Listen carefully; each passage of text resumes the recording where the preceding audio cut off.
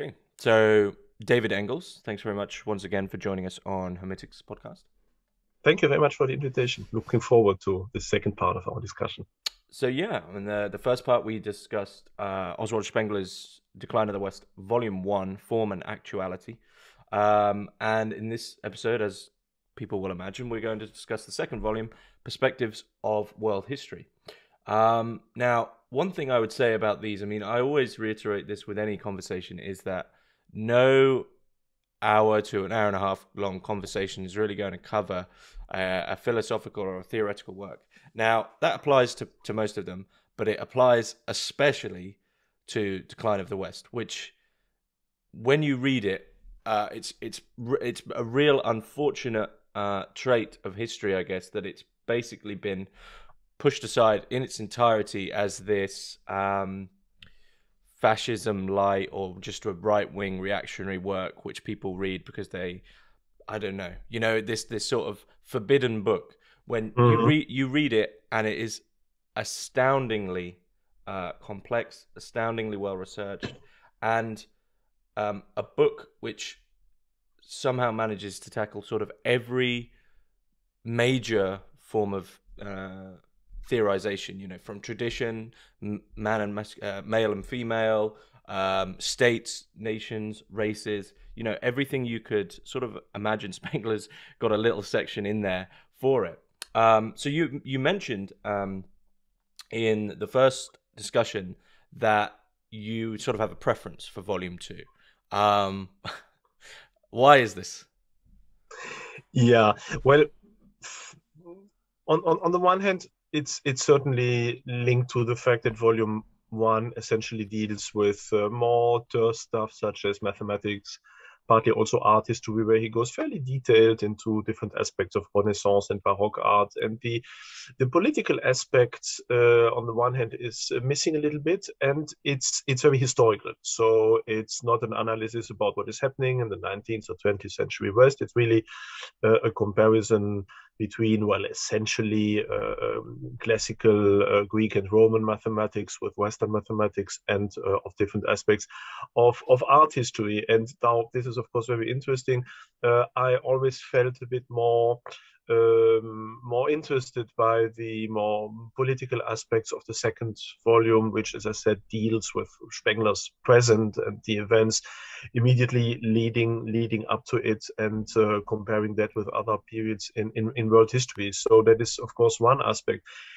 But what also needs to be said, perhaps also to the public, is that Spengler's Decline of the West is not easy to read, and not because of an intricate argumentation like in Kant, where if you miss one sentence, suddenly you don't get it back somehow, and you are lost in the argumentation, as there's one step in this mathematical construction that is somehow missing. So in Kant, you can't just skip a chapter and start at another place without really missing something. Basically, in Spengler, it's really different, because even though there are, of course, some major aspects or some major leitmotifs that appear in different chapters, it is an amazingly unsystematic book for such a systematic thinker. It is really associative. It springs all the time. It is not at all complete. So many civilizations, like essentially the old Indian civilization, and many parts also of the Mexican civilization are nearly missing. Also, ancient Babylonia doesn't really appear, apart from a couple of sentences here and there. So it's very unsystematic. Everything is a bit distributed everywhere, but that has the advantage that basically you can open this book on whatever page you like and read 10 pages without really having missed something fundamental that comes from before. But it's, of course, also a frustrating experience. And I would say that, of course, every reader who has read the introduction, so the first 60 or so pages, basically has understood everything. If you read this introduction, if you look at the comparative tables, you understood more or less what it is about, and you can start and finish any chapter wherever you would like to without being too much disturbed. So that's a bit my take on these two volumes and the introduction. It's a curious reading, and it's also understandable if you look, of course, at the genesis of Spengler's Decline of the West, which stemmed from hundreds, if not thousands, of little aphorisms and mini paragraphs he wrote on slips of paper, and which he then systematized and condensed into this book, which is still pretty much composed of or characterized by a very aphoristical style. Mm-hmm.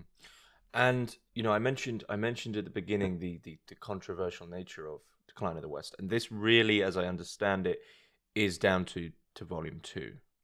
Why is that? Yeah, as I said, volume one is still fairly apolitical.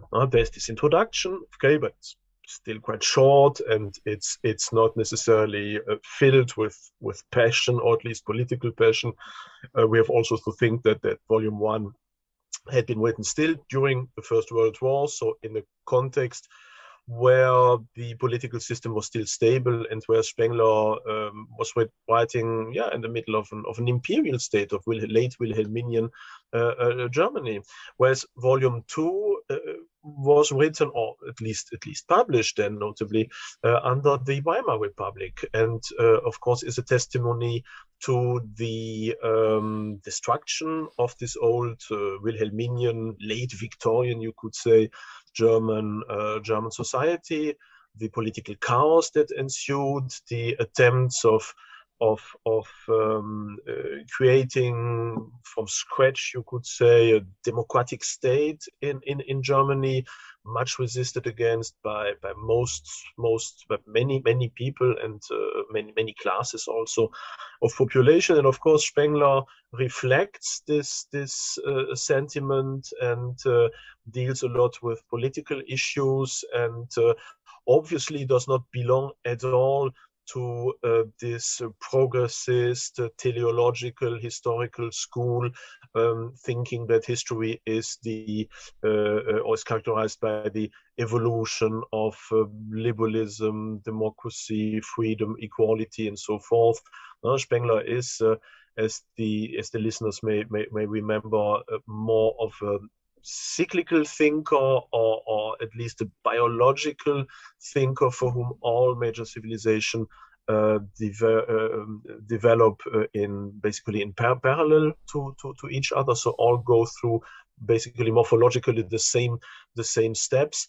And so history in itself does not have a major objective. It's history is rather the sum of the individual histories of these different cultures. And so for Spengler, of course, the Weimar Republic is not the goal of German or European or world history tending to any form of democracy, but just a transitional state situated more or less at the end of Western civilization, and ultimately not really being a democracy in the liberal leftist understanding, but rather some form of disguised plutocracy, oligarchy that inevitably must lead to Caesarism, which is more or less the last step before the end of any civilization. And so Spengler sees, of course, that this evolution is inevitable.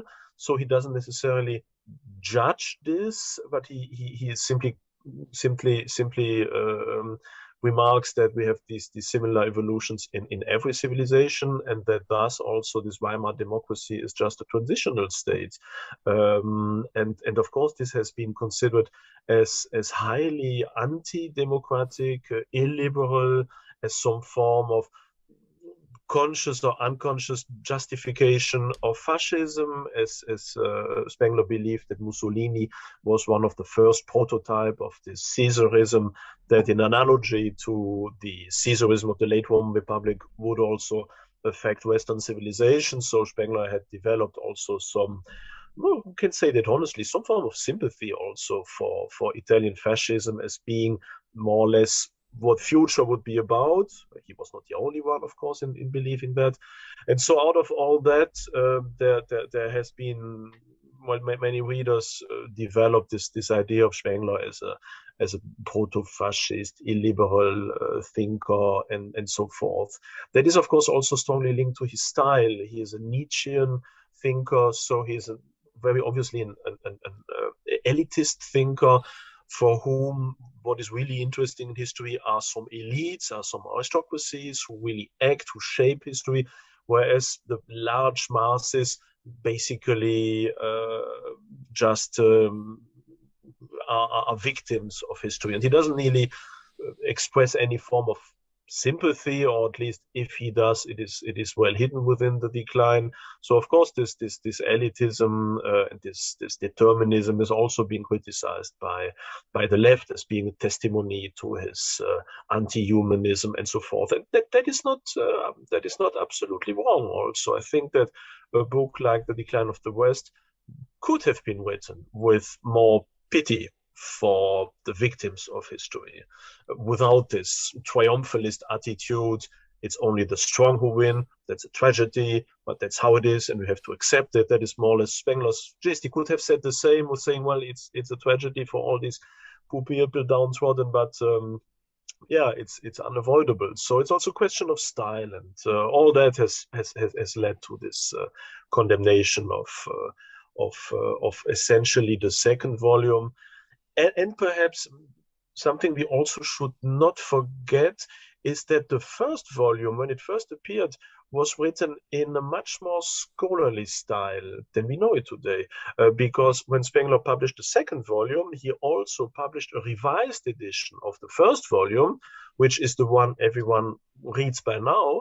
And this changes he brought to the first volume are not so much changes in content, but rather in style. So he basically scrapped everything that sounded a bit too scholarly, formulated that in his own a bit more dictatorial, easy to read style. And so it's the difference for the readers in Spengler's time who first read this more scholarly version of the first volume, and then this much more politically and passionate and engaged second volume, had the impression also of a greater rift between both than we who read the second volume in combination with the revised version of the first volume, which hints much more stylistically also at the second one. So that makes it perhaps more understandable why many scholars welcomed the first volume because they perceived it as an academic volume, and were then disturbed by the style of the second volume and started to politicize also Spengler's own attitude. Mm-hmm, mm-hmm. So for Spengler, I mean, is there, perhaps we touched on this a little bit in the first conversation, but is there any sort of connective tissue between, so history itself is condensed into just these cultures of high cultures, basically. Is there any connective tissue between them, or is that sort of a no man's land? It is a land of misunderstanding, I think Spengler would have said. Of course, there are contacts between civilizations living at the same time, who coexist in time and space, and of course have their interaction, like ancient Egypt and ancient Babylonia who interact, or like for example, the early Western civilization with the late Muslim civilization. So there are areas of contact.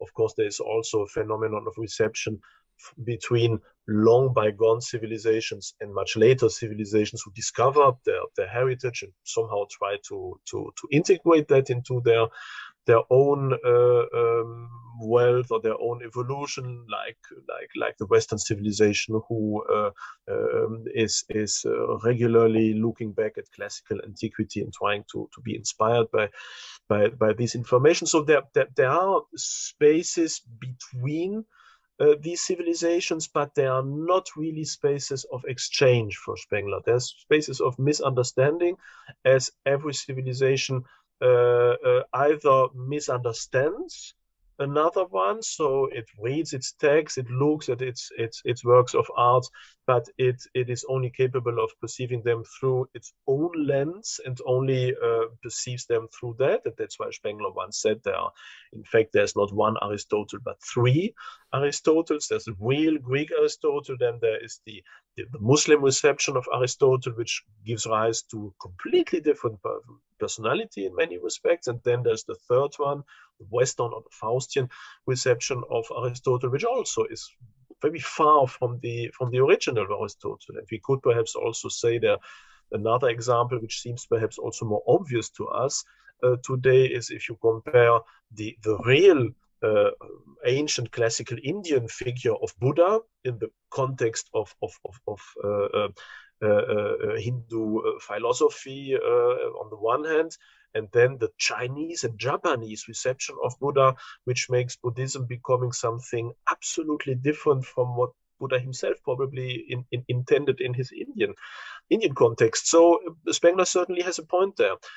And the other aspect, of course, is that not only we only see other civilizations through our own lens, but also we consciously choose just those elements which can fit within our own frame of mind and just leave the others be if we can't do anything from that. And for example, this becomes also very obvious even to today's research if you look at the Muslim Arab reception of classical antiquity, where we can see that classical philosophy, mathematics, medicine, and so forth were very eagerly consulted and translated into Arabian and adapted because there were much more practical elements that could be easily integrated. Whereas, for example, classical Greek history or historiography has been absolutely left out by Muslim scholarship. So in these huge translation schools in Baghdad or in Cairo, they translated wealth of information from classical Greek, but nobody had the idea of translating things like Thucydides, Herodotus, Livy, or so forth. And that led, of course, also to the fact that for a Muslim scholar, reading Plato's Republic or Aristotle's Politics with their numerous allusions to contemporary Greek history must have been absolutely inunderstandable, because this reference to Pericles, to democracy, to the Peloponnesian War, and all these things must have been, as I said, not understandable. And so that is Spengler's take on what happens between civilizations. The only thing where he really sees some form of true interaction or at least continuity is, of course, when it comes to the reception of purely material elements, such as the invention of the wheel, for example. This becomes then, once it is invented, some form of, at least in Eurasia, one form of continuity between civilizations, or the invention of writing or alphabets, who also transit from one civilization to the other. Some basic discoveries, of course. So they can be taken over and developed and continue without being necessarily misunderstood or absolutely distorted. So there are some forms of continuity, but we would say that this only happens on a very superficial level, or let's say on a level that doesn't touch the inner and spiritual evolution of these different civilizations. So I'm going to assume that for Spengler, those three Aristotles have to happen. There's not really any chance that the real Aristotle could be used in the real sense in another civilization. Yeah, only Spengler himself makes an exception, of course, for him. But that's perhaps a bit not kind to say. As many contemporaries have reproached or have tried to single out what they perceived as an inner contradiction. On the one hand, you have this philosopher who says that basically no civilization can understand the other really truly from the within. and then the same philosopher tries to show exactly how they work, everyone, even from the within. So many people have said that's an inner contradiction, but in fact, of course, if we are honest, it isn't. So I mean, we see even from our own experience that, of course, if we invest many years, even decades, in the study of the language, the history, the mentality of another civilization, and of course we start to understand it better and better, step by step. And who knows, that perhaps after 30 years or 40 years of studying Chinese and living in China, a Westerner may be indeed be capable of understanding it more or less from the within. But such an effort is, of course, not something that everyone can make and try to do that for every other civilization. So this must remain, of course, quite an exception. And even without totally understanding one civilization from the within, only because of some interest or some first interest in them, we can already start to have a first gist of what it may feel like to be part of that civilization. And that is basically what Spengler does. He invests enormous amount of time in understanding what the Muslim civilization, classical civilization, the Chinese civilization is about from the within. But of course, he never would claim that he thus became a Chinese and feels like a Chinese from the inside. He just sees that through the literature there are these hints that suggest that one basic feeling might be this, or the soul image of one civilization might be something different. And he compares that and singles that out, but he would never pretend that he is now so well integrated into ancient China that he would be able now to write himself a poem that would be fit into the poetry of the late of early Han Dynasty. So this apparent inner contradiction is not really a contradiction if we look at it from a more realistic point of view. Mm-hmm. And these cultures that we're talking about, which for Spengler create history but are equally their own histories within their own sort of spheres of history, they are put into contrast with primitive culture and high cultures. And high cultures are the ones, of course, which have these aristocracies which build these great histories, such as Rome, etc. So what is a primitive culture? Are these almost sort of useless for Spengler? Well, one could say that even the high cultures are useless from Spengler's point of view. There is no higher aim. They do not lead to something. As I said, Spengler is not a teleological thinker. There's no aim in history, neither positive nor negative. So for him, history as a total doesn't lead to the fulfillment of any progress, of all progress that is imaginable, but it doesn't lead also to absolute disaster and the apocalypse. It's neither, you could say, declinist and Christian, nor is it progressist and leftist, you could say, from that point of view. It is a cyclical, comparative approach towards history, and the ultimate aim, finally, or at least Spengler says that is a mystery. We do not know what its aim is, and the aim finally, or rather the sense of history, is finally purely aesthetical. So it is beautiful what is created by mankind, and these different endeavors by these different civilizations to develop all their potential by going through these different stages until they decline at the end. This is essentially an aesthetical spectacle that can make you wonder about what life is about. Spengler being a vitalist philosopher, trying to understand better the aim of your own life, as it is also in parallel with these civilizations. But there is not a vulgar lesson to be learned in order to make something better than the others. You can't learn a lesson studying studying medicine doesn't give you the lesson of how to avoid or to make death impossible. You can learn how to stay perhaps healthier and so forth, but you can't suddenly say, and thanks to this now the rules of life change totally, and after old age we have again the young age and things like that. And when it comes to that shows also the difference with the primitive cultures. I'm not even sure if Spengler would have used the word culture to describe them. For him, it's rather an ahistorical state of different societies, people, and so forth, who, of course, have all their destiny. They also fight their wars. They build their towns, or at least villages. There is some form of up and down also in their history. There might even be some inventions here and there, but it is not in a closed cycle of evolution. It is ahistorical.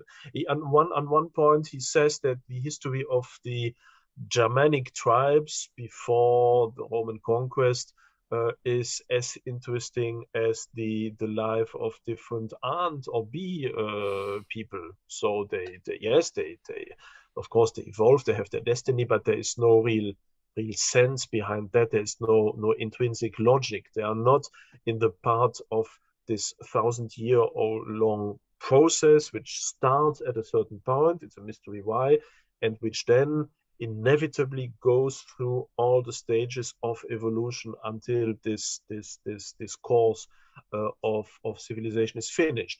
And you could even say Spengler himself didn't say that, of course, but you could even take the decline of the West and read it not as an idealization of high cultures, but even as the contrary. You can even understand high culture as some form of virus that creates a 1,000-year-long logic where the human being is not free anymore, as it is subjected to this cultural state created by his society, and everything goes along a predestined logic you can't escape.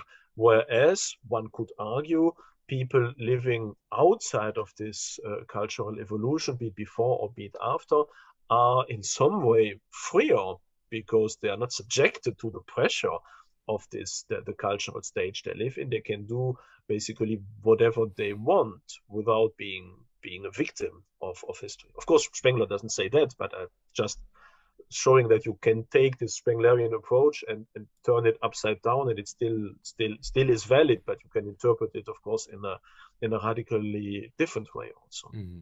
Mm-hmm. So I'm going to assume he wasn't a religious man. Yeah, No, we spoke about this last time. Yeah, very clearly. very clearly not a religious man. I mean, there is some belief in, or rather, his main belief is in the principle of life. So there is some form of dualism, you could say. You have anorganic principle of matter that follows logic somehow. Then you have the organic principle that is life, which follows this cycle. So this, of course, strongly based on Schopenhauer, on Nietzsche.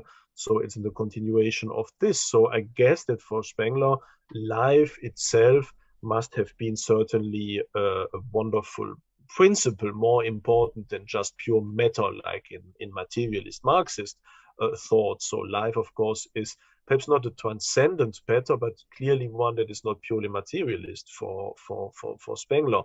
But there is not necessarily a belief in any form of personal God or afterlife or things like that expressed in the decline, and nothing like that also in his correspondence. Mm-hmm. Mm-hmm. Okay.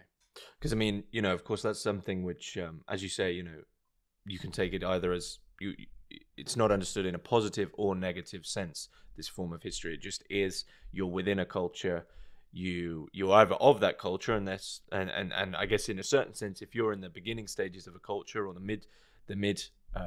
the summer of a culture, you're somewhat lucky. Your purpose and meaning in life is fairly clear. If you're at the later stages, then your purpose and meaning is still clear, but it's in a negative sense. It's your purpose and meaning is on the downward slope.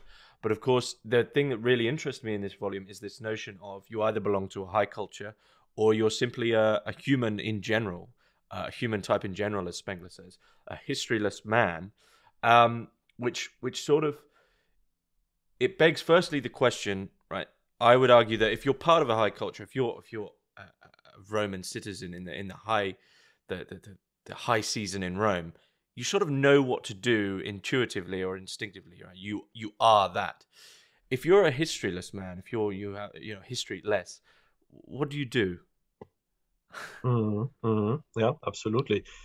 He uses this word of felah, no, this plural felahin, so the Arab term for the Egyptian peasant living after the fall of the pharaohs, where basically Egyptian life continues even after Egypt has lost its autonomy. So there are the seasons. There's the Nile to be dealt with. You sow, you reap, you live, you have children, you pay your taxes and whatever to the dynasty or the other people in charge, but nothing is really progressing from the inside. So it's hollow somehow from a morphological point of view. It's out of history.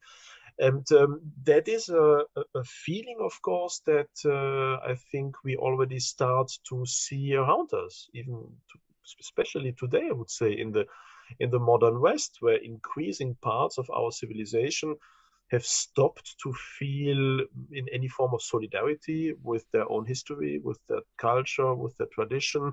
I often use that example, but when I try to explain to my students society, for example, of 19th century Britain or something like that. For them, that is more or less on the same level as when I'm talking about the Aztecs or the ancient or the Chinese. It's old history. It doesn't appeal to them. It's not their own past. They do not claim this heritage as their own. They do not see that as an obligation. It's something to be taken over, to be assumed positively and negatively, to be transmitted to their children, if they have any, of course. Rather, it is not even perceived as a burden anymore, but as something absolutely really strange that doesn't affect them. Their history starts at best with 1989, perhaps just with their own birth, or everything that is before is already ancient history. And so they do not have an aim in life. They are not religious, or at least not in organized form. So they try to construct their own semi-esoteric and naive belief, explaining why it is good to be nice to other people. That is I think already an exception. And most just want to survive. They want to earn some money, have some fun, consume things, but there's nothing beyond. These people are not ready to die for a cause, or to suffer, to make sacrifices. I mean, because many people would say, well, okay, just trying to survive and enjoying life, that's a human constant. But I would say, no, it isn't. If you look at the Middle Ages, if you look at the early modern periods where people were ready, and not just the elites, but simple people were ready to fight, to die for religious matters, for example, for religious questions, which may seem to us today absolutely absurd, which we perhaps do not even understand, because these dogmas may seem so surrealist to us. But for them, it was really, really important to die for your God, or for your vision of God, to die for your country, for your king, for principle, for an oath you made, or perhaps just your liege made at one moment.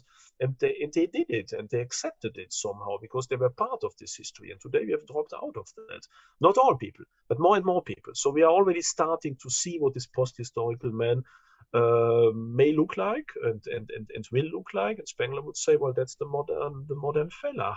So, and that doesn't mean that that's also a frequent misunderstanding, of course, of Spengler's decline of the West, that this decline would be a punctual act of destruction of Western civilization, where everything goes up in flame, and then people start to, well, there isn't anything left, and people live in a post-apocalyptic stage or something like that. Even though Spengler wouldn't exclude that, but it's not essentially about that. The end of a civilization is not the abrupt end of its material survival, but it's rather the fact that it may very well survive even materially, but doesn't have any inner sense, inner logic, and that people are just living from day to day, exactly as under the Roman Empire, where basically for Spengler, at least since Augustus, or let's say at least after the Julio-Claudian dynasty, classical antiquity is finished, more or less. And then afterwards, of course, people are still constructing magnificent buildings and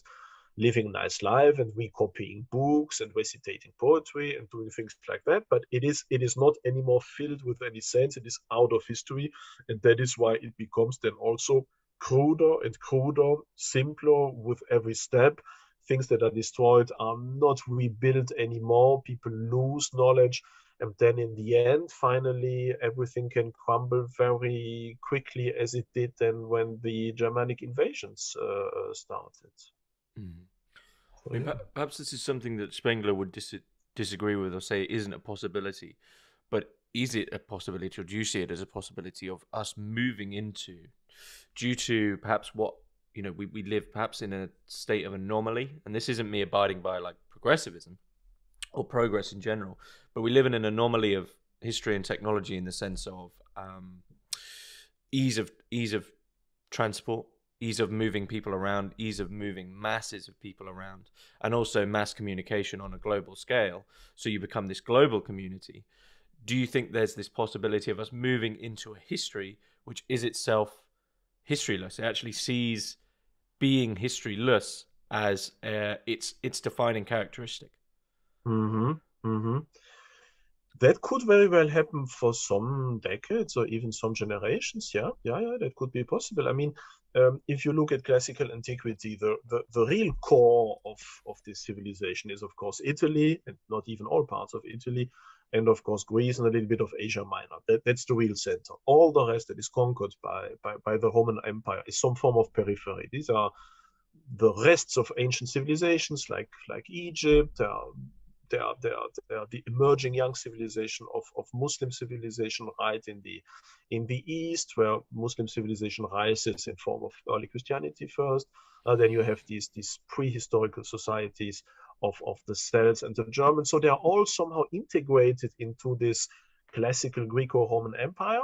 And so this is in some way quite an analogy to what is happening today. That is that the Western civilization has now covered the entire world, not just the Mediterranean, not just like the Greeks and Romans covered this enormous Mediterranean space with their civilization, which was some form of globalization. But today's globalization covers indeed the entire globe. So it's a difference, I would say, in scale, most certainly, but not necessarily in essence. It remains the same phenomenon. It's just larger, and also.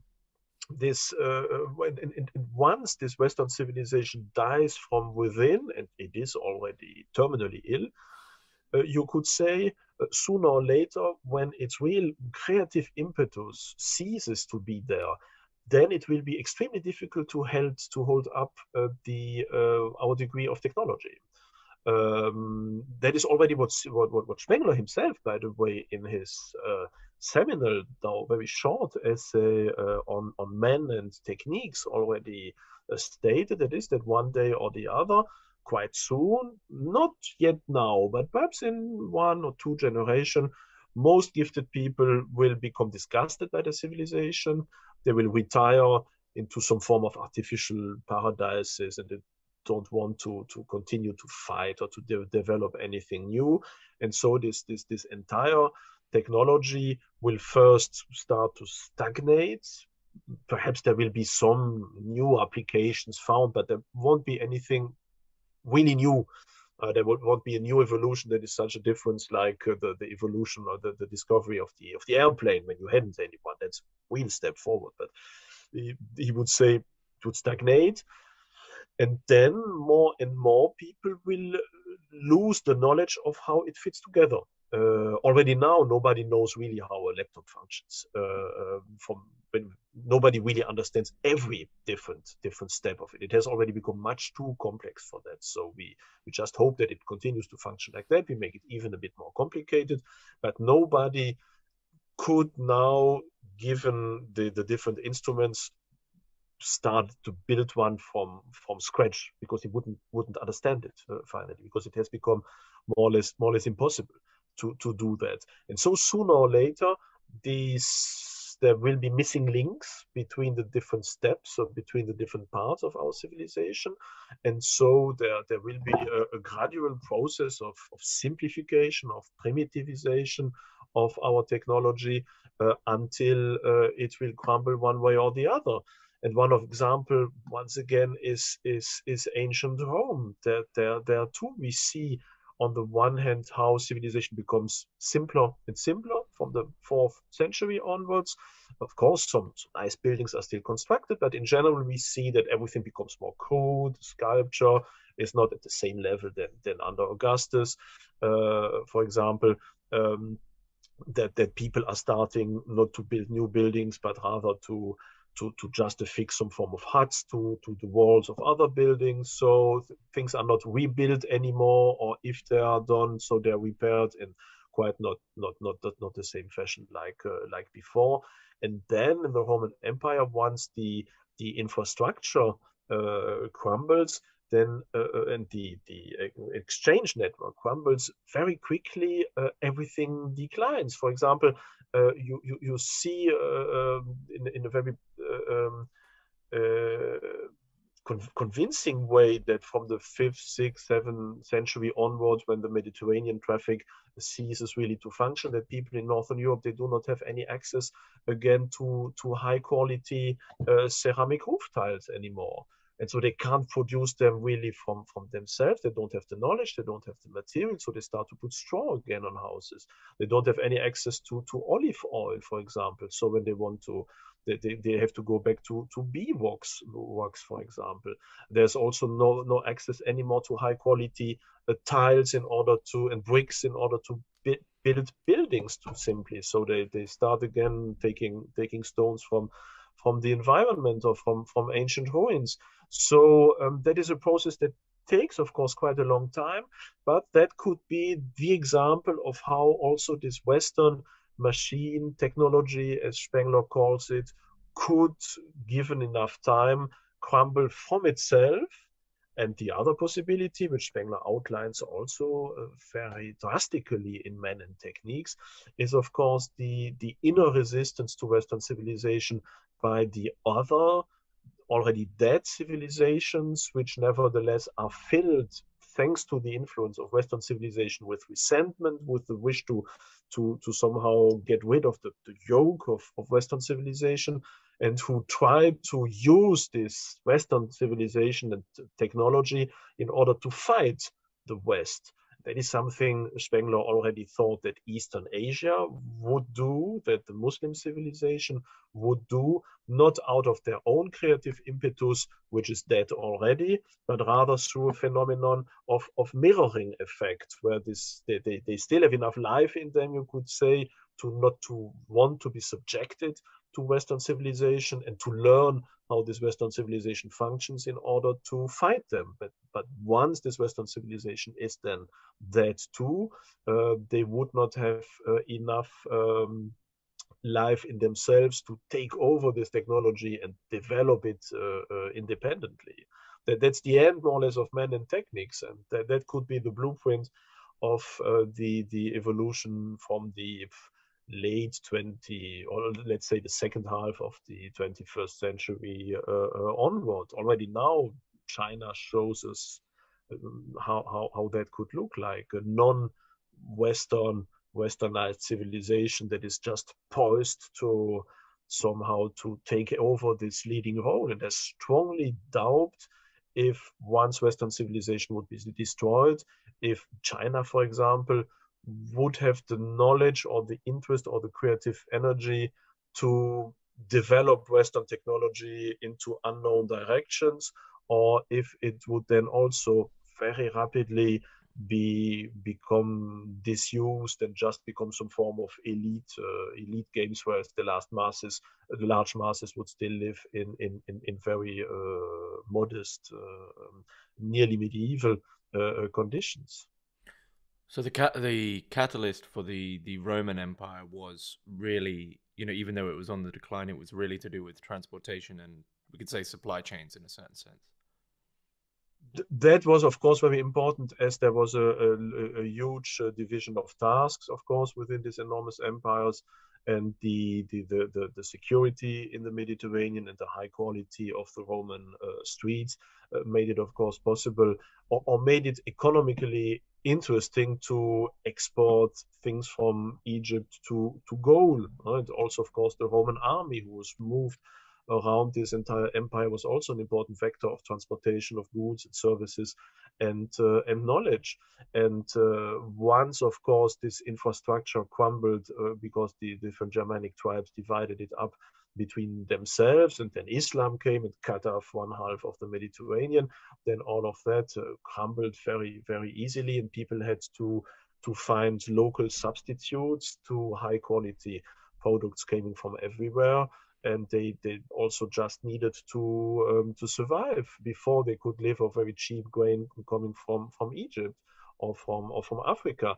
But once that supply chain wasn't there anymore, they had to start planting crops and so on. And that was, for many people from the 5th, 6th century onwards, a real disaster. You had this enormous cities already depleted because of the different pests and pandemics and so forth, but still you had these enormous cities with people doing all kind of jobs but having no idea basically how to survive on your own, how to be a farmer, exactly as today, as probably neither you nor me would be capable just of starting to farm and to survive on our own, knowing what to plant exactly at what time and how to protect them against the parasites and when to reap and how to store all that. So many people at that time didn't know that also. And when the Germanic invasions then broke the supply and communication chains, then we had a real urban exodus where people um,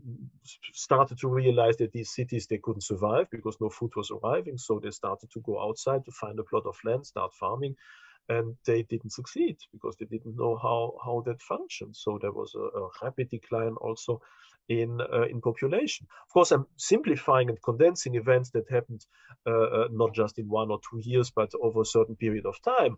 But it is eerily reminiscent and shows the complexity and fragility already of classical antique society, which was even much more robust than ours. But if you imagine something like that in our society, with things like the internet suddenly not functioning anymore for a couple of months or things like that, then the consequences, or China being cutting us off from its supply chains or whatever, the consequences would be disastrous. There would be mass hecatomb of people simply dying because they don't get any food, and would try suddenly to be interested in their gardens and realize that they don't know how to plant things. So our civilization could crumble much more quickly in a disaster scenario than the one in classical antiquity. Of course, I'm not saying that this is part of Spengler's vision, because once again,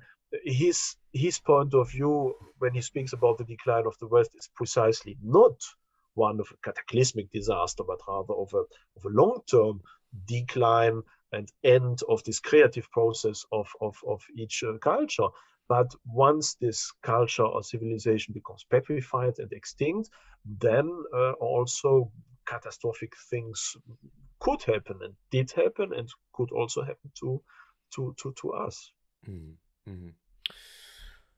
And it's sort of strange that these cultures, I mean, this is a really peculiar quote. Spengler says the great events of history were not achieved by peoples, they themselves created the peoples, right? So that sounds to me like the cultures themselves are this, just an essence which is in the air, and the peoples abide by it. So in what sense does Spengler in that way understand causation? Yeah. As I said, we can try to understand this project of the rise and fall of a culture a bit like a virus. So you have, out of a mystery, and Spengler doesn't know himself how a civilization comes to be born. But at one moment or the other, there is this idea, or rather feeling, this world feeling of a certain civilization. There are roots that go back in the past, of course, but there's one moment where suddenly emerges this first step of being a civilization or culture, culture, as he said it, with a very special vision on how things are, a certain understanding of what God is, what man is, how society should look like, a certain feeling, emotional feeling that imbues everything with its specific view. And then this evolves and pushes the people it has taken, you could say, relentlessly and remorselessly through these 1,000 years of history, where this world feeling is declinated through all the different preordained steps. World feeling such as, well, the Faustian world feeling for the Western civilization, which is this feeling uh, of um, of wanting to reach the horizon, be better, be stronger, be higher, to know what is happening, this longing for something else, this thriving impetus, something that doesn't exist. I think Spengler is right. It doesn't exist on such a massive scale. Also in other civilizations, it's typically Western. This démesure, as in French it would be called, this absence of any classical proportion, this immoderation of a thriving. And of course, it's difficult to say when did that start for the first time. Who was the first person? What was the first city, the first village, the first thinker to be fully immersed and to submit to this feeling and to pass it on to others? Spengler doesn't really write about that. He just says that why these civilizations are born must remain a mystery, exactly like it is a mystery when suddenly a flower uh, emerges from the soil. So he sees that from an aesthetic point of view, but avoids a bit this question of why precisely at that moment and how is it transmitted. I'm sure that today, with our modern, perhaps psychological understanding of the human being and how informations, how feelings are transmitted from one generation to the other, how archetypes function, I think that from this discipline, or this discipline could perhaps give some interesting hints into that. I think there must be quite a lot in Jung in order to better understand the precise genesis and transmission of this cultural virus. You could say. So it remains a mystery, but so this culture then shapes the civilization, and so that there are basically two elements that shape a civilization. On the one hand, there's of course this idea, um, this soul, this worldview that animates a civilization, like, as I said, the Faustian longing for Western civilization, like the idea of the body, the Apollinian body in classical antiquity, like the meandering harmonious path in Chinese civilization, or this inexorable straight-lined way from life to death in Egyptian civilization. But this soul, this worldview is also intimately linked to a certain landscape. It is inseparable from that. So there's a link between the rise of that feeling and a certain type of landscape. So for Spengler, for example, there's obviously a link between the Nile and this linear world feeling of the Egyptians, or of this island landscape of classical Greece, and the perception of the world as being separate, harmoniously arranged bodies, or the wide ranges of northwestern Europe with its ocean and so forth, and Western longing for what is beyond this ocean. So there is a link, but it is, on the other hand, you can say it's not necessarily the landscape that generates also this form of soul, but on the other hand, it's also the soul that imposes a certain understanding of a landscape that could perhaps be seen also different from another point of view. Western civilization sees in Italy something very different than, for example, Greco-Roman civilization would see in the same landscapes when it comes to singling out what is remarkable in them. And then, of course, this civilization then shapes its different peoples. Of course, there is a certain basis. There are tribes, there are societies, there are perhaps already towns and so forth. perhaps different languages and traditions and so forth, but the civilization itself then takes them over, you could say, shapes them and gives rise to them, which is also why Spengler is fundamentally opposed to any idea of race.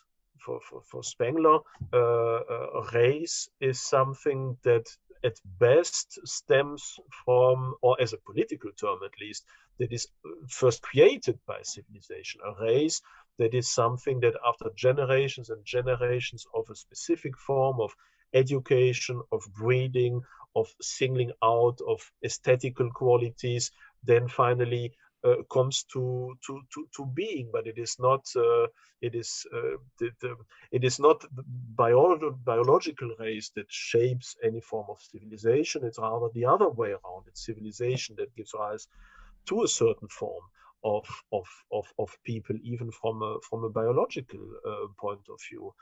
And as for Spengler, all civilizations are radically on the same footing, are radically equal, at least below the eye of God, you could say. Spengler wouldn't say that, but he would probably say from an aesthetic point of view, the Western civilization is not better or worse than the Greco-Roman or Chinese civilization.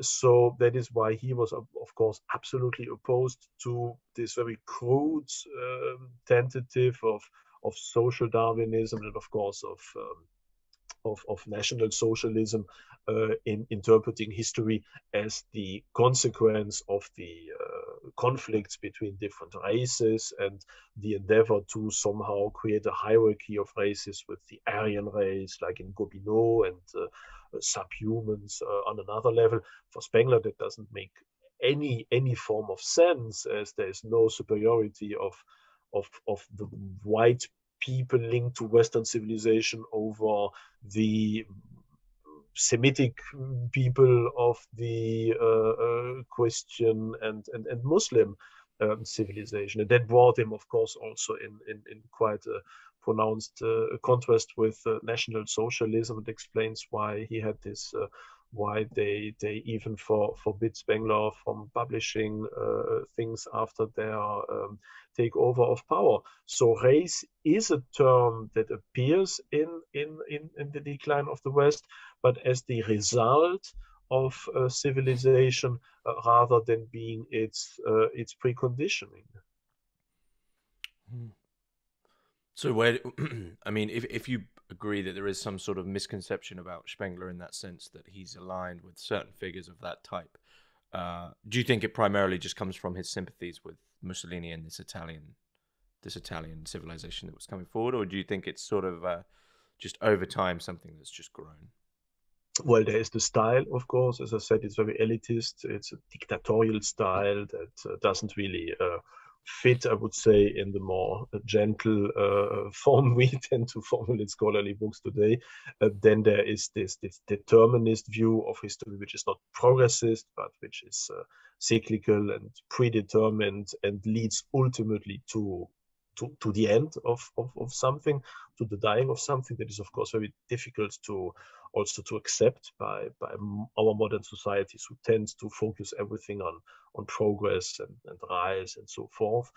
His view is, of course, very elitist, so it's not the large masses who are his interest, but essentially the elite. So that's, of course, also very difficult to assume for more leftist ideology, who tends to favor rather the socio-economic tendencies of large masses than the work of certain individuals.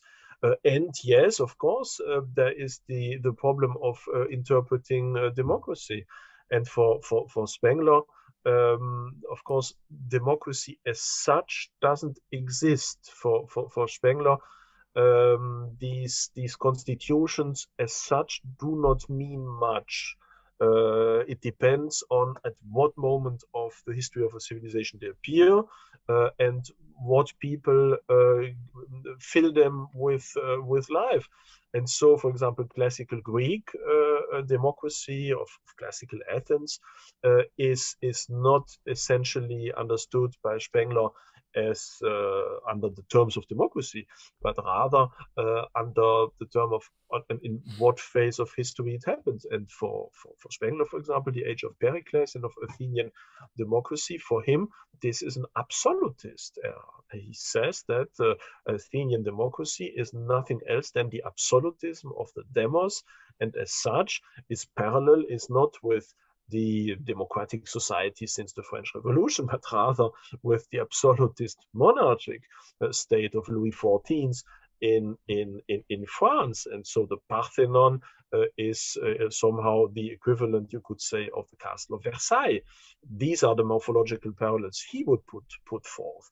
So democracy per se, as such, does not necessarily has any value. And that explains also how he sees modern democracies, as he doesn't see them at all in any form of continuity of classical Greek democracy, but rather as a form of organization of an essentially plutocratic and oligarchic society, where the pretension to or the pretense to refer to the people is not much more than a sham. By the way, he rejoins, of course, with many of his arguments. He rejoins, that is also very curious, a very leftist argumentation, because Marx would have said much the same, that is democracy and invention of the bourgeoisie, finally, and of a high capitalist class, and becoming more and more monopole capitalist as far as history progresses. So Spengler would rather share that form of analysis, but of course, for Spengler, the ultimate aim of Western civilization after this age of plutocracy and oligarchy disguised as democracy is Caesarism and then the empire, and not the free communist socialism of a leftist worldview. And that, of course, is interpreted as being profoundly anti-democratic by the leftist. Of course, another point explaining why Spengler has this reputation of being one of these forbidden authors also is that even though he underlines the radical equality of all civilizations and the fact that this imperial destiny is unavoidable and that this is the end, so it's not a positive evolution, but somehow negative because this is old age and even death, is the fact that he still hoped out of patriotism that this final closing empire of the Western civilization would be born by Germany rather than by the UK. For him, or the US, for him, there were only two alternatives left, as Spain and France were more or less spent culturally because they had already spent all their energy, France in the 18th and 17th century, Spain in the 16th century. So only the English sphere and the German sphere was somehow still left as motor for this late civilization. And he, of course, hoped that this new Roman Empire of the West would be organized around Germany rather than around the UK or the US. So he hoped for that out of still patriotic duty, as many of his contemporaries. And that is why he did also a bit with politics and tried to exert some influence and making his theory also agreeable or acceptable for contemporary conservative politicians, whom he also advised directly or indirectly how to overthrow the Weimar Republic in order to finally make Germany great again, you could say, and impose upon Germany something resembling Italian fascism, as he saw and thought that Caesarism, some form of fascism, was unavoidable. So better accept it and impose it as soon as possible than to avoid it and then to become also a victim of history. So that's how his determinism was linked to also some form of political action. And that explains, of course, why then many of the contemporaries of Spengler proceeded to something that I would consider quite improper from a scholarly point of view, but which was perhaps unavoidable, that they changed the logic of Spengler. Spengler, I strongly believe that the Spengler first is convinced about the decline of the West and the unavoidability of Caesarism, and then just in a second step thinks, okay, we can't escape that, so somehow we have to deal with it and make the best out of it, instead of saying, I so like illiberal and fascist regimes that I will now write 1,200 pages of a book in order to justify my political opinion and just invent all that so that I can somehow show a book in order to legitimate my political preferences. And that, unfortunately, is a point of view that is still very widespread today. That is seeing the decline of the West as being some ex post justification of his personal political preferences and not the other way around. Mm. I mean, that's fairly absurd to hold that view in relation to the scope of the text, right? I mean, it's Yeah, quite a lot of effort to go to justify a, probably at that point somewhat commonly accepted viewpoint as well. To write, you don't really need to write 1,200 pages in those days to do so. Yeah, absolutely. One other key part of the volume 2, which I wanted to touch upon, because I sort of found it quite strange that he focuses on it, and perhaps, as you've already mentioned, actually, of Schopenhauer and Nietzsche in this strain, he's almost of the same thought in a way. And I mean, this is in relation to Jesus, and Jesus for Spengler seems to go beyond the Spenglerian view of world history. And thinking about it now in that vitalist philosophy of Nietzsche and Schopenhauer, even though both of those are, of course, completely non-religious thinkers, they both have this sort of peculiar place for Jesus, specifically Jesus Christ, in their philosophy, as for Schopenhauer, this sort of ascetic ideal of a way to live between boredom and suffering. And then for Nietzsche, he's an example. People have often said that Nietzsche isn't a Christian, but he is a Christian, right? He has this place for Christ. So what role does Jesus play for Spengler? Mm-hmm. Well, Jesus doesn't have a big place in the decline of the West. I mean, there's essentially a couple of pages, you could say, where he expresses some form of honest admiration for the personality of Jesus, his candor, his purity, his naivety in some way, his fight with himself, his idealism, and so forth. So there is certainly a positive representation of Jesus, but of course he sees Jesus essentially as a historical figure. For him, Jesus is the beginning, the real starting moment of this Magian or Arabian civilization. There are some preparations, of course, in for him at least, in Zoroastrian philosophy and in Jewish messianism, messianism, and so forth. But for him, it's essentially with Jesus that this Arabian civilization really starts and culminates in Islam. And that is, of course, something that many theologians of his period were utterly shocked when reading this. Spengler even at one moment says very clearly that for a believer, it is perhaps hard to realize that, but he says explicitly that Jesus is rather a phenomenon within Muslim civilization than within Western civilization, and that the real world in which Jesus lived is finally much more the intellectual or the emotional world of 1001 Nights and the Quran than of Western Christianity.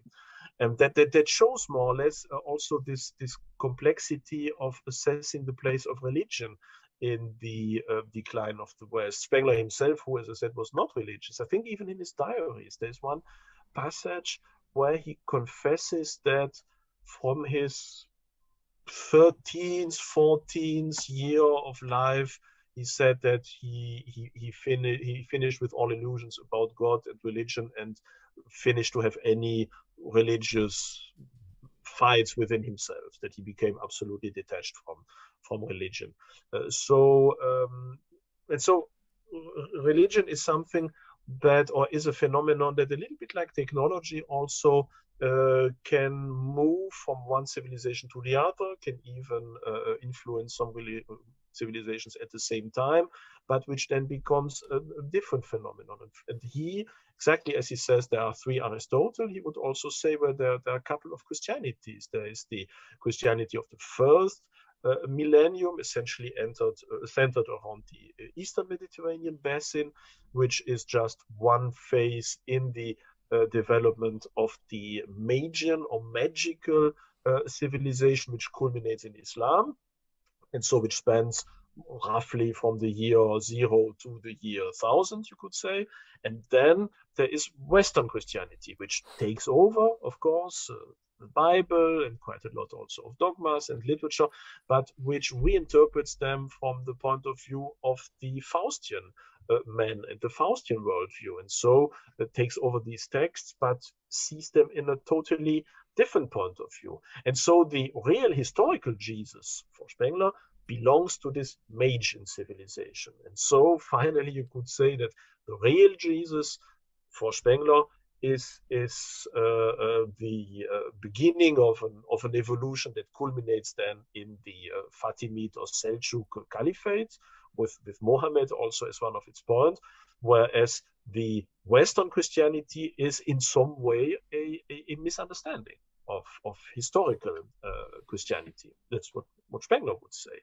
And so he also shows that in a way that makes it perhaps easier to understand for today's reader, because we today we have also a very teleological image of Christianity. We live in a period where all Eastern Christianity has more or less been eradicated.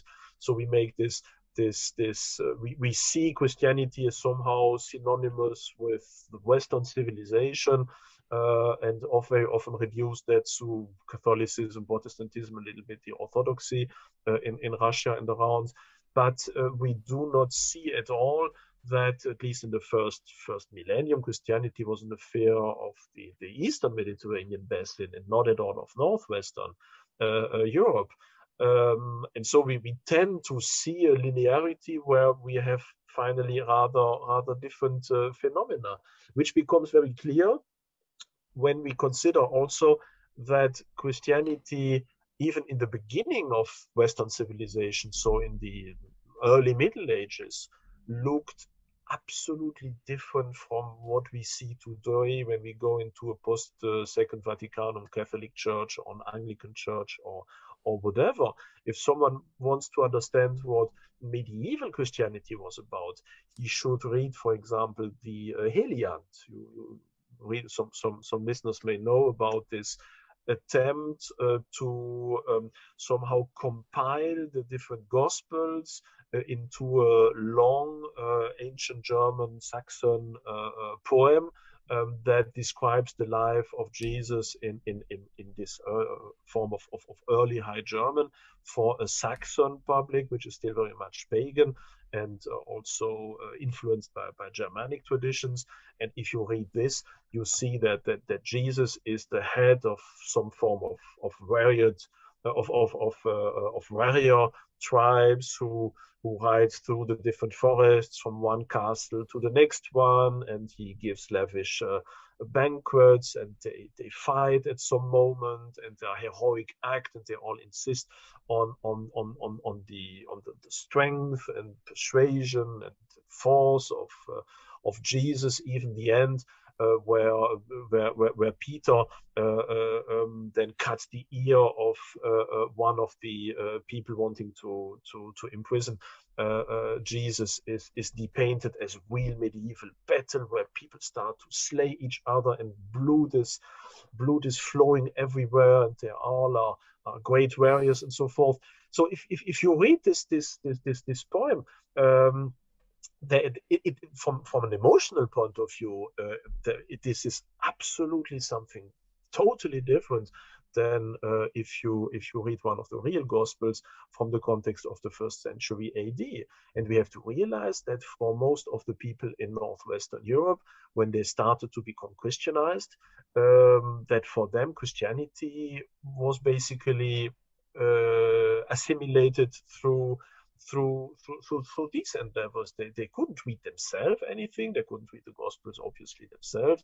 They were not taught about that. They heard perhaps or sometimes only Latin, some quotes during church service. So what they knew about their own religion was something very chivalric, something very heroic, something that were absolutely ahistorical, something that fitted in their own early medieval world image, and that from our point of view would seem much more pagan than what we are accustomed after 1,000 years of evolution and of historical re-anchoring of Christianity. And so from that point of view, if we really look at the testimonies of early medieval and high medieval Christianity, which is also so inseparable from chivalric ideas, this is something very different from early Christianity. So from that point of view, you could say that Spengler indeed has a point, and that probably the apostles of Jesus, if they were transferred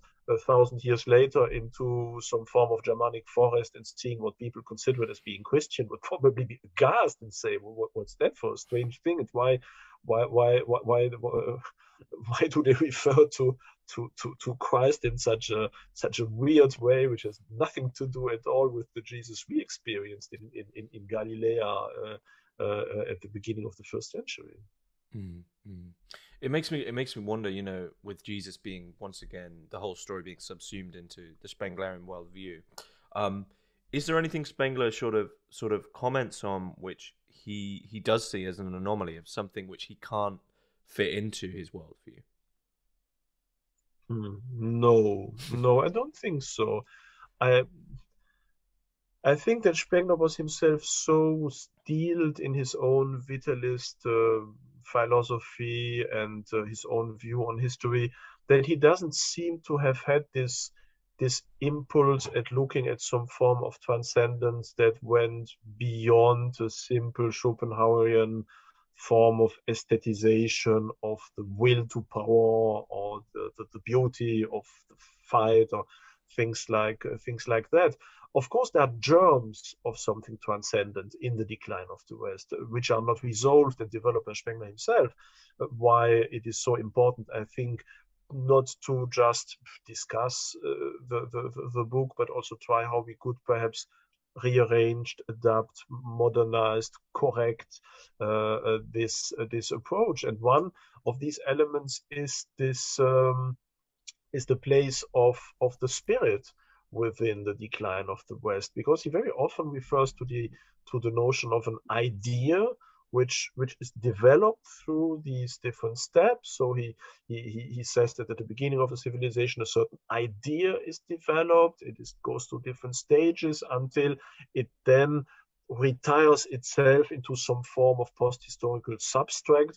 But there is, I would say, there is a certain Hegelian tinge to the decline of the West, which Spengler himself would probably have refused, saying, no, not a Hegelian. And he has some very crude and very harsh words against Hegel.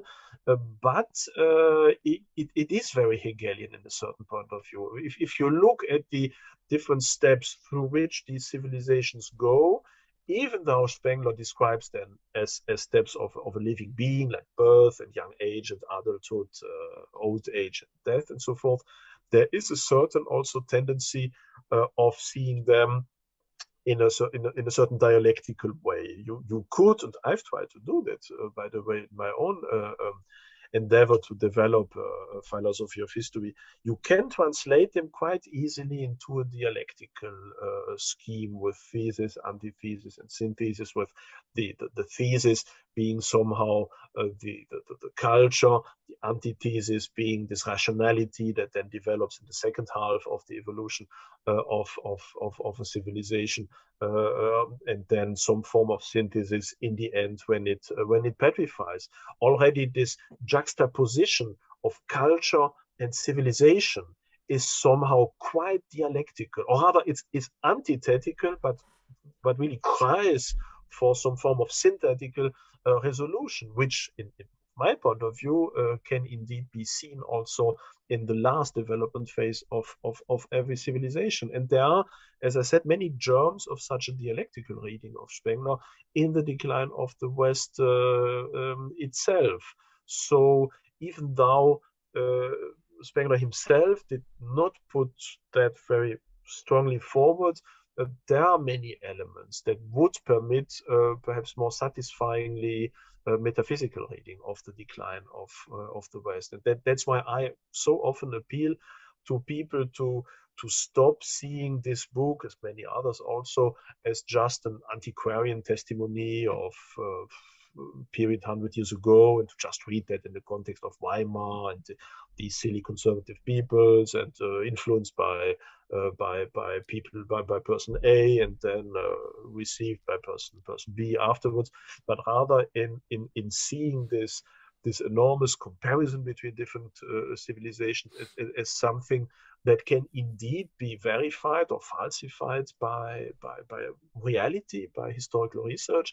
And if many of these comparisons are correct from a historical point of view, and I think they are, then we should somehow say, okay, well, then we should take that over and try to develop it ourselves, and take that a little bit like in natural science, where we also wouldn't just say, okay, we read Einstein as a testimony of the 1910s or 1920s or whatever, but we read him for theorems that can still be applied or falsified or updated today. That is something we should do with Spengler, as I'm convinced that there are many elements in Spengler that are not yet, perhaps, but not falsified by history, and which give an extremely interesting clue to understanding even our present and our future. And we should really take that over and think where Spengler erred, where Spengler had approaches which were perhaps not acceptable also from a philosophical point of view, and see how we can update and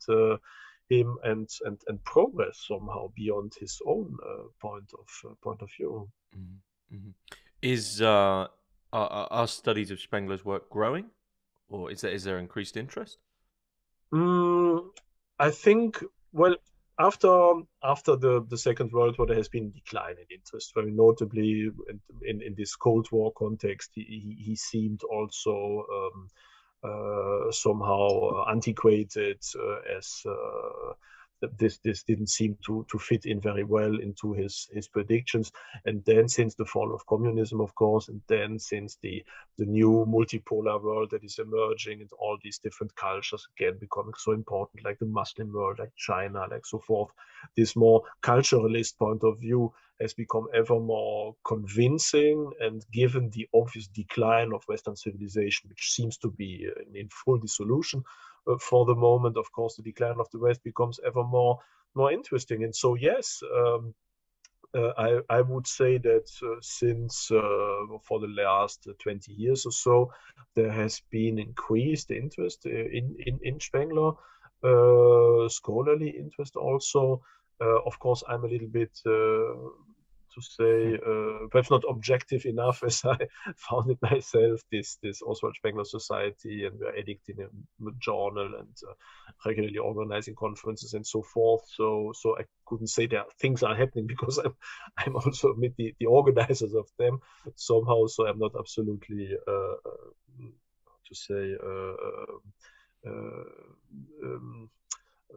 blameless in order to make people speak about Spengler. But even outside now of my own activities, there is an increased interest. Not yet as much as there should be, I think, but at least we see that his approach is more and more taken over by the historical disciplines, often without acknowledging the relevance of Spengler. So the comparatist approach toward history, comparing Rome and China or ancient India, or all these intercultural studies and so forth, they very often confirm many of Spengler's intuitions without necessarily acknowledging it, perhaps even without knowing that Spengler already wrote the same things 100 years ago. But there is definitely an increase in comparative studies in history, which does not contradict Spengler, but to the contrary, confirms quite a lot of his different points.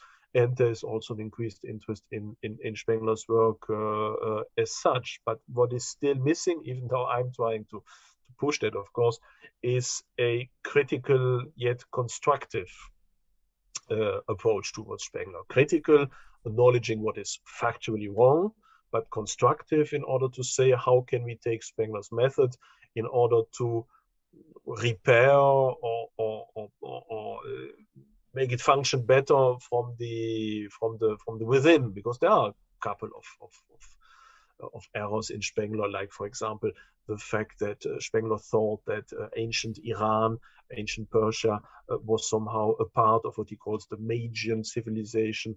And I'm deeply convinced that ancient Iran is a civilization of its own, starting with the Achaemenids and ending with the Sasanians. So that changes, of course, the outlook on the Magian civilization, which then finished somewhere in Mesopotamia and not in Afghanistan, you could say. And that solves also quite a lot of trouble and of theological issues linked to the understanding of this Magian civilization. Also convinced that we do not have just one Chinese civilization, but that we have two Chinese civilizations.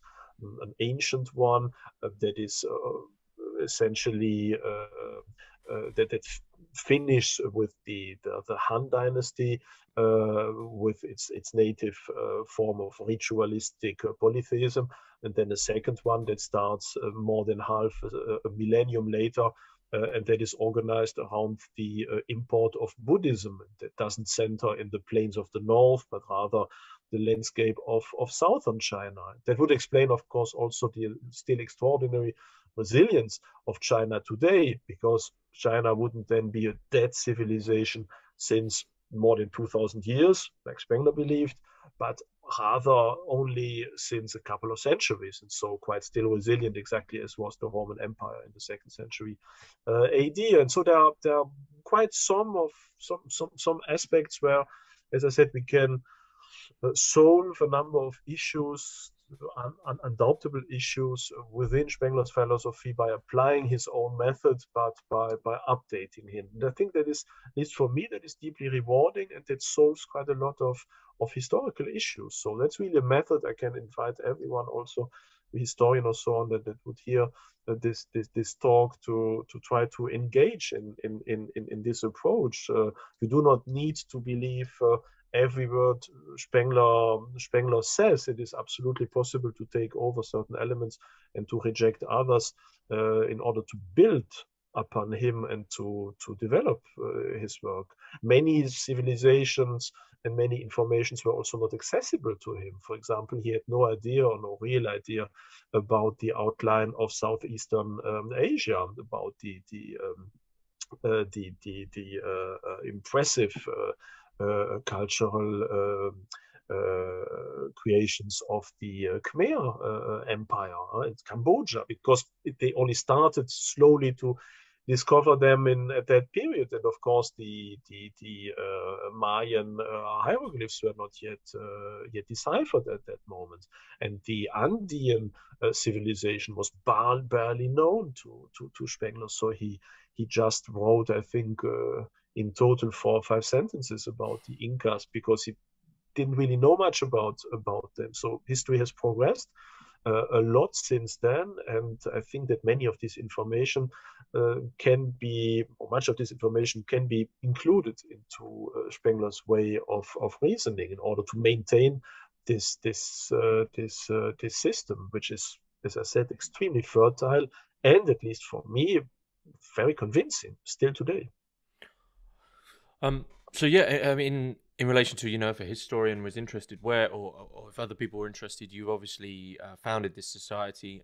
Whereabouts would people get involved if they I mean, I imagine it's probably quite difficult for some people in the English speaking world to find somewhere which is Spengler sympathetic. Yeah. I think our society will probably be the best way to start, as we are essentially in English, functioning in English.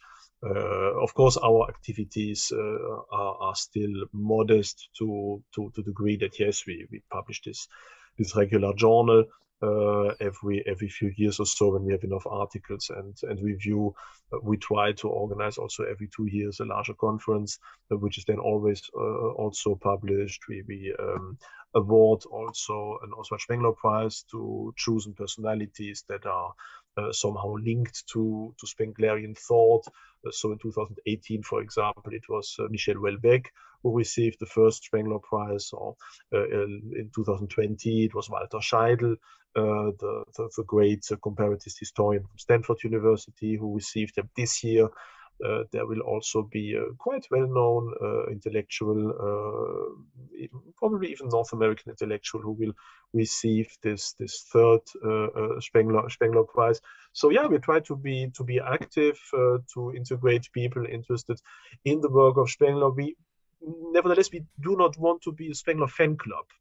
So we welcome also any form of critical analysis of Spengler, be it his life, be it his worldview, be it his political opinions, be it his historical errors. So it's not about showing that Spengler was always right, but rather about studying, of course, his context and his life and whatever, but also being open to whatever didn't fit in, or where he erred, or where he perhaps also took some shortcuts from historical evidence.